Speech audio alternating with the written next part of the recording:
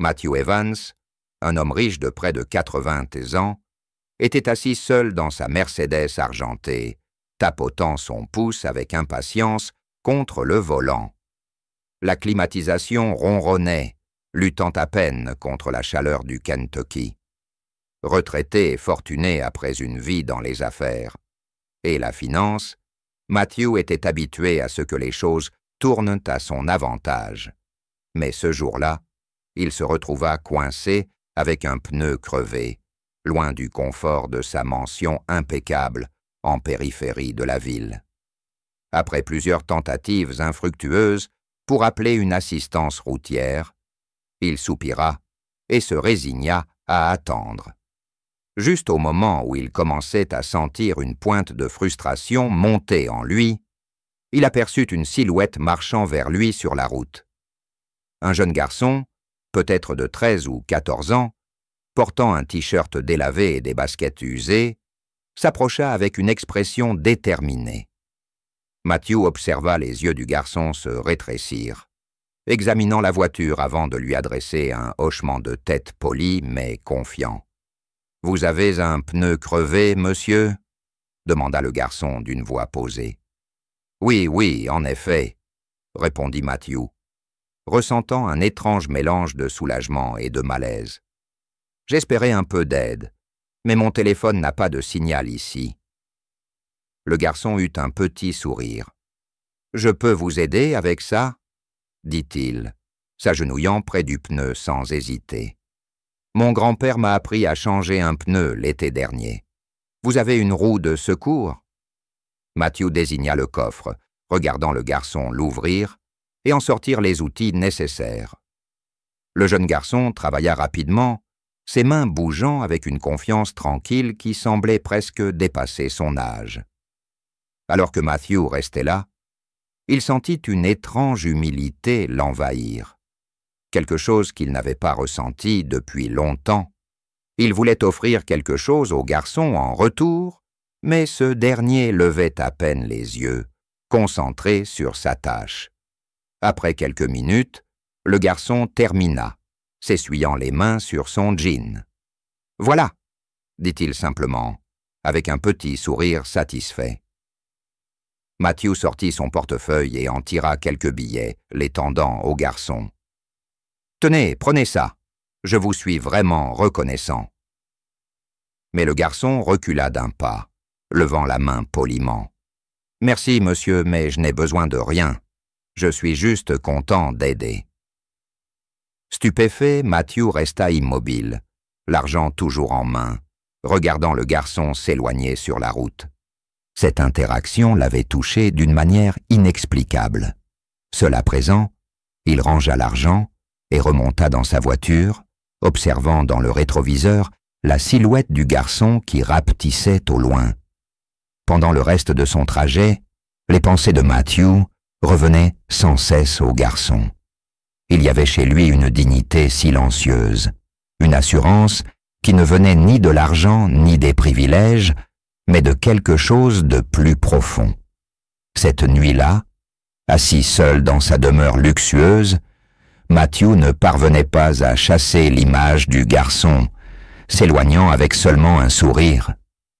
Installé dans le fauteuil en cuir de son bureau, entouré d'étagères de livres qu'il ouvrait rarement, la pièce était silencieuse, à part le tic-tac doux de l'horloge grand-père dans le coin. Son dîner, un steak parfaitement préparé avec des asperges, restait intact sur la table d'appoint.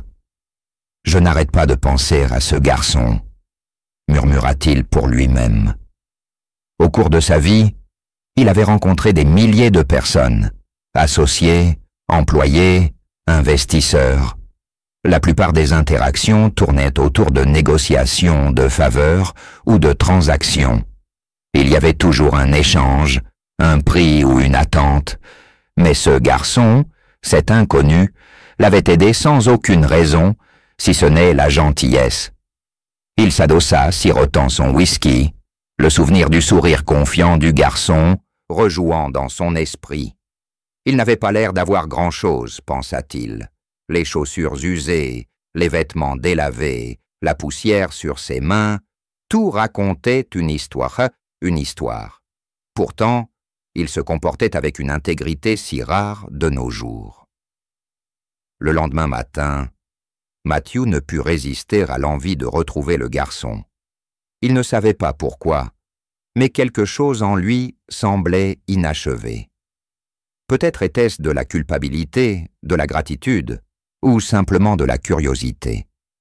Quoi qu'il en soit, il se retrouva à conduire sur la même route, scrutant l'horizon pour apercevoir le garçon.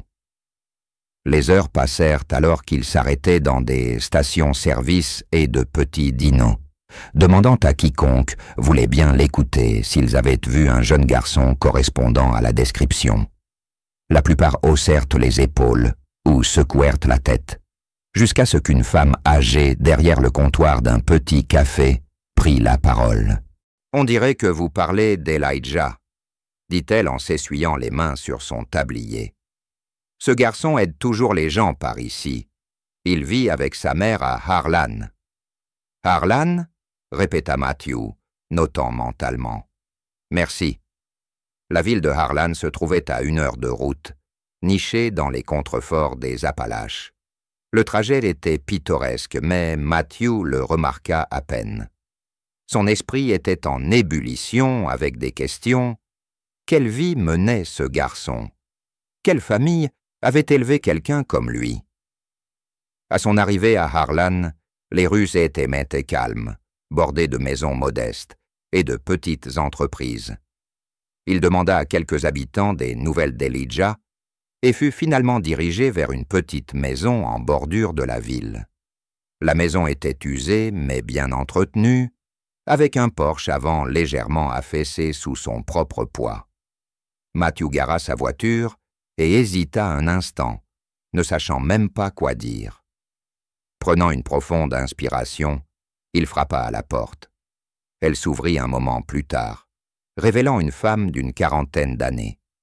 Elle avait l'air fatiguée mais gentille, ses yeux vifs et curieux l'évaluant. « Puis-je vous aider » demanda-t-elle. « Bonjour » dit Matthew en s'éclaircissant la gorge. « Je suis désolé de vous déranger, mais je crois avoir rencontré votre fils hier. Elijah, n'est-ce pas? Il m'a aidé avec un pneu crevé. » Son expression s'adoucit instantanément. « Ça ressemble bien à mon Elijah, » dit-elle avec un petit sourire. « Il aide toujours les gens. Je voulais juste le remercier comme il se doit, » expliqua Matthew. « Il n'a rien accepté de moi hier. » Elle hocha la tête, s'écartant pour le laisser entrer. « Il est dans le jardin. Vous pouvez l'attendre ici. » Matthew entra, observant les modestes alentours. Les meubles étaient vieux mais propres, les murs ornés de photos de famille et de quelques dessins qui semblaient être l'œuvre d'un Elijah bien plus jeune. C'était très différent de sa propre maison, avec ses surfaces impeccables et ses œuvres d'art coûteuses. Pourtant, cet espace semblait plus chaleureux, plus vivant. Il la suivit dans le jardin, où Elijah réparait la clôture. Le garçon leva les yeux, surpris de voir Matthew. « Hé, monsieur !» dit Elijah en s'essuyant les mains sur son jean. « Qu'est-ce que vous faites ici ?» Matthew sourit, se sentant étrangement nerveux. « Je voulais vous remercier à nouveau. Vous m'avez aidé quand j'en avais vraiment besoin, et je n'ai pas pu m'empêcher d'y penser. » Elijah haussa les épaules, son expression naturelle et sincère. C'était rien, mais pour Matthew, c'était bien plus. Elijah s'appuya contre la clôture, son regard curieux fixé sur Matthew pendant un moment. Aucun des deux ne parla. Le calme du garçon donnait à Matthew l'impression d'être déplacé comme s'il était celui qui était jugé. « Je ne pense pas que vous réalisiez à quel point c'était important, » dit finalement Matthew, brisant le silence. « Les gens n'aident généralement pas les inconnus sans attendre quelque chose en retour. » Elijah inclina légèrement la tête comme si cette déclaration le troublait. « Je ne vois pas les choses comme ça, » répondit-il. « Si quelqu'un a besoin d'aide et que je peux le faire, pourquoi ne le ferais-je pas? Matthew fut frappé par la simplicité de la logique du garçon. Il regarda au-delà d'Elijah, vers le jardin. La clôture était réparée avec du bois de briques et de broc, l'herbe inégale et clairsemée. Derrière la maison, une vieille balançoire penchait dangereusement, ses chaînes rouillées et cassées. Il était clair que la famille d'Elijah n'avait pas grand-chose, mais elle se débrouillait avec ce qu'elle avait. « Vous avez une bonne tête sur les épaules, » dit Matthew avec sincérité. « Votre mère doit être fière. » Elijah sourit, jetant un coup d'œil vers la maison. « Elle travaille dur. J'essaie juste d'aider comme je peux. » Matthew resta silencieux un moment, absorbant les mots du garçon. Il pensa à sa propre enfance, passée dans une maison semblable à celle-ci. Ses parents avaient travaillé sans relâche pour joindre les deux bouts, lui enseignant la valeur du travail acharné et de la persévérance. Au fil des ans, il s'était éloigné de ces leçons, pris dans la poursuite de la richesse et du statut. Maintenant, debout dans ce jardin, il ressentit une étrange nostalgie et des regrets. « J'aimerais faire quelque chose pour vous et votre famille, » dit enfin Matthew. Elijah se redressa, son expression devenue prudente. « Nous allons bien, monsieur. Nous n'avons besoin de rien. »« Il ne s'agit pas de besoin, » insista Matthew. « Il s'agit de ce qui est juste. Vous m'avez aidé, et j'aimerais vous rendre l'appareil. » Avant qu'Elijah ne puisse répondre, sa mère apparut sur le porche, s'essuyant les mains sur un torchon. « Elijah, tu ferais beau mieux de rentrer te laver avant le déjeuner, » appela-t-elle. Puis son regard se porta sur Matthew. « Voulez-vous vous joindre à nous? Ce n'est pas grand-chose, mais vous êtes le bienvenu. » Matthew hésita, peu habitué à ce genre d'invitation, mais la sincérité dans sa voix ne lui laissa pas d'échappatoire. « J'aimerais beaucoup, » dit-il en la suivant à l'intérieur. Dans la cuisine, l'odeur du pain frais et des légumes rôtis emplissait l'air. La table était petite, entourée de chaises disparates, mais elle était dressée avec soin. Matthew prit place, se sentant étrangement déplacé dans son costume, sur mesure au milieu de cet environnement modeste. Elijah se lava les mains à l'évier et les rejoignit, son sourire facile ne faiblissant jamais. Pendant le repas, Matthew se laissa entraîner dans leur conversation. Elijah parle de son école, de ses amis et de son rêve de devenir ingénieur. Sa mère partagea des histoires sur la communauté, parlant avec une fierté tranquille des gens qui veillaient les uns sur les autres. Matthew écouta attentivement, ressentant une chaleur qu'il n'avait pas connue depuis des années. Malgré toute sa richesse et son succès, sa propre maison lui semblait froide et vide comparée à cette modeste demeure, remplie de rires et de connexions authentiques. Après le déjeuner, alors qu'il débarrassait la table, Matthew se tourna vers la mère d'Elijah. « Vous avez fait un travail remarquable en l'élevant, » dit-il. « Il a plus de cœur que la plupart des gens que je connais. » Elle sourit, ses yeux brillants de gratitude. « Merci.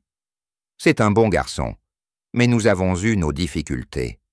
Nous avons appris à apprécier les petites choses. » Matthew hocha la tête, son esprit commençant déjà à élaborer des plans. Il ne voulait pas franchir les limites, mais il ne pouvait pas partir sans faire quelque chose pour eux. Cette famille lui avait offert un cadeau qu'il ne savait même pas qu'il lui manquait, un rappel de ce qui comptait vraiment. Matthew quitta leur maison cet après-midi-là avec une clarté d'esprit qu'il n'avait pas ressentie depuis des années. En rentrant chez lui, il commença à élaborer un plan. Il ne s'agissait pas de charité, mais d'honorer l'altruisme du garçon et la résilience de sa famille. Elijah et sa mère méritaient plus qu'une clôture rafistolée et des meubles usés.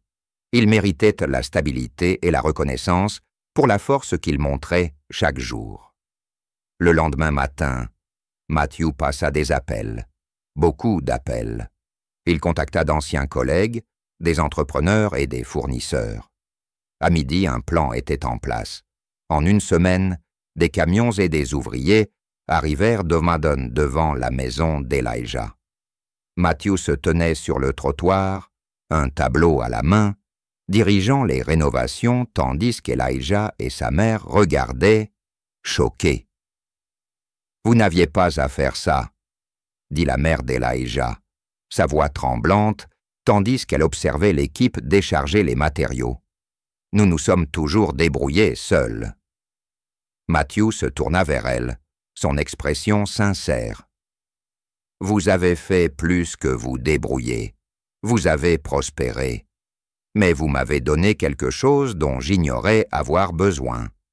Laissez-moi vous rendre l'appareil. » Elijah était plus silencieux que d'habitude, debout à côté de sa mère avec un air pensif.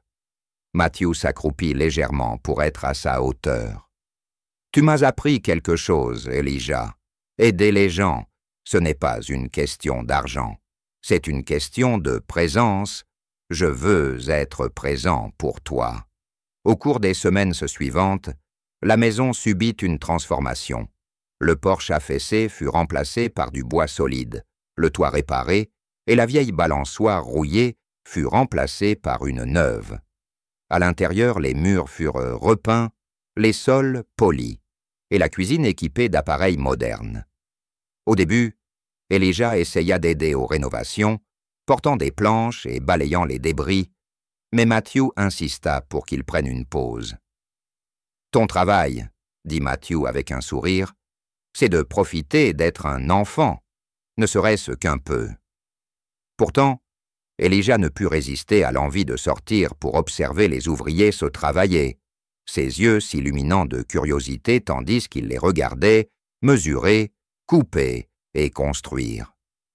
L'un des ouvriers, un homme costaud nommé Joe, remarqua son intérêt et l'invita à l'aider à mesurer des planches de bois.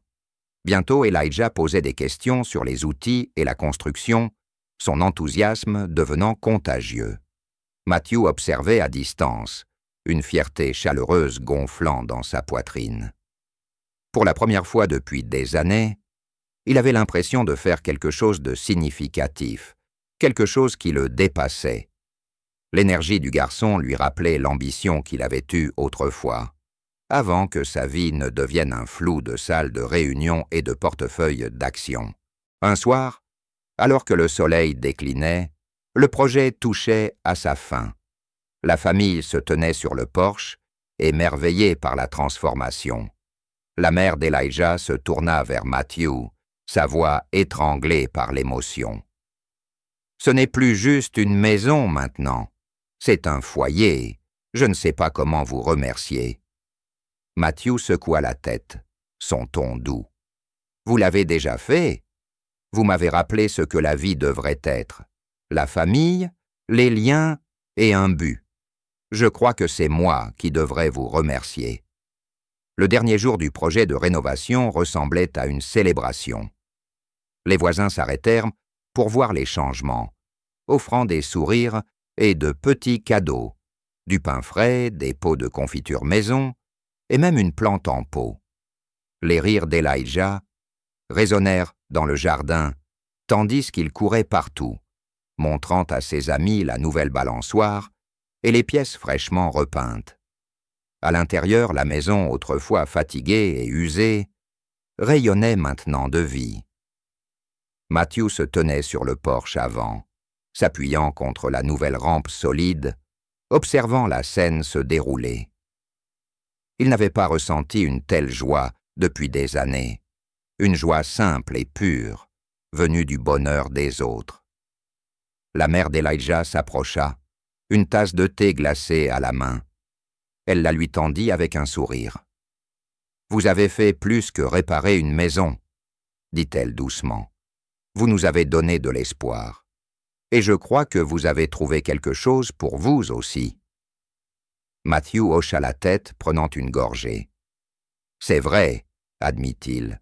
J'ai passé tant d'années à courir après ce que je croyais important. L'argent, le statut, l'influence. Mais rien de tout cela ne ressemble à ça. Rien ne m'a jamais comblé de cette manière. Alors que le soleil commençait à se coucher, Elijah les rejoignit sur le porche, son énergie toujours débordante. Il regarda Matthew, son expression réfléchie. « Monsieur Matthew, commença-t-il, j'ai beaucoup réfléchi à ce que vous avez fait pour nous. Je veux faire quelque chose comme ça un jour. Je veux aider les gens, moi aussi. » Matthew posa une main sur l'épaule d'Elijah, sa voix ferme. « Tu le fais déjà, Elijah. Ta gentillesse a déclenché tout cela. Ne perds jamais ça. » Tous les trois restèrent assis ensemble, regardant le ciel passer du doré à l'orange profond. La chaleur de la journée persistait, mais il y avait une chaleur plus profonde, venue de leur connexion, de leur gratitude et d'un sentiment partagé de but. Quand vint le moment pour Matthew de partir, Elijah et sa mère l'accompagnèrent jusqu'à sa voiture. Le large sourire du garçon et les larmes de sa mère restèrent gravés dans la mémoire de Matthew, tandis qu'il s'éloignait. Ce n'était pas la fin, réalisa-t-il. C'était juste le début d'un nouveau chapitre dans toute leur vie. Les semaines qui suivirent apportèrent encore plus de changements. La curiosité d'Elijah pour la construction se transforma en passion. Matthew organisa pour lui des stages avec les ouvriers qui avaient rénové la maison. Elijah absorba chaque parcelle de connaissances, avide d'apprendre. Matthew, quant à lui, se retrouva attiré à Harlan encore et encore. Chaque visite semblait moins un voyage et plus un retour à la maison. Il ne se sentait plus comme un étranger dans leur vie. Il faisait partie de quelque chose de plus grand maintenant. Et pour la première fois depuis des années, il était heureux. L'histoire se termina là où elle avait commencé, dans une petite ville au grand cœur, où un acte de gentillesse d'un jeune garçon rappela à un vieil homme la plus grande leçon de la vie. Ce n'est pas ce que vous avez qui compte, mais ce que vous donnez.